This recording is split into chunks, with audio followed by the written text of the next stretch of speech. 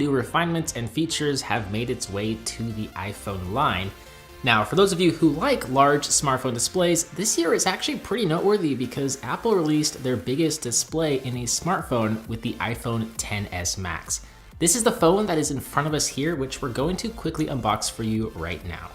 After we take off the plastic wrap and ever so carefully slide off the top of the box, we'll be greeted with the ultra premium, radiating white paper packet. I don't think Steve Jobs would be very happy with this presentation. Inside, there's a SIM card ejector tool, some standard get started paperwork, warranty information, and iconic Apple stickers. Now we can get a glimpse at the iPhone XS Max, which is in the new gold color configuration. Underneath the Max is a pair of lightning earphones and a dinky, slow charging 5-watt US wall wart. The earphones also do not include a 3.5mm headphone jack adapter anymore, so you will have to purchase a $9 dongle if you want to plug in some wired headphones into your new $1,000 iPhone.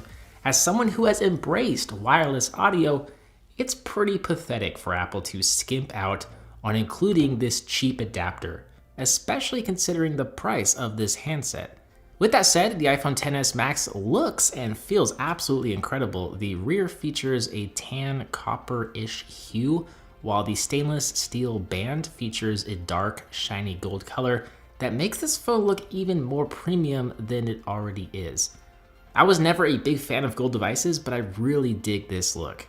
What's neat about the XS Max is that while it features the largest 6.5-inch display ever in an iPhone, the overall size of the phone is the same as an iPhone Plus model. So if you have an iPhone 8 Plus, it's gonna be the same size. It basically just swaps out the chunky top and bottom bezels with more display. So for consuming media, the XS Max is going to offer a superior experience than the SX or any other iPhone to come before it. The screen is bigger and the speakers are louder than ever before.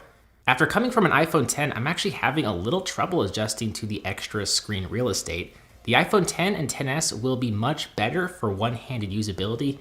If you're on the fence about the screen size, the iPhone XR may be the perfect middle ground option, as it'll feature a bigger display, but not so big where it will require two hands. The XS Max comes equipped with 4GB of RAM and Apple's A12 Bionic chip that is about 30% faster with improved battery life or battery improvements. In my testing, I found apps to open up quickly and in a consistently smooth manner, but when compared to last year's iPhone, I haven't noticed a considerable difference in performance. It's getting harder for my iPhone X to last a full day on a single charge, something that the iPhone XS Max should be able to do with no problem, as it has a 3174 milliamp hour battery and that improved efficiency via the newer processor.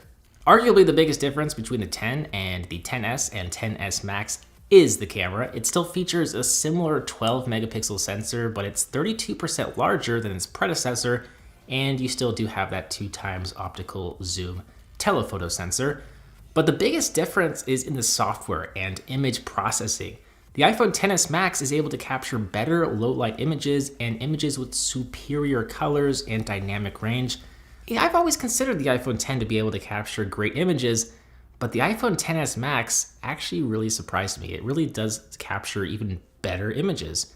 There is a new mode called Smart HDR, which captures a series of photos at a bunch of different exposures and stitches them together for one beautifully exposed image.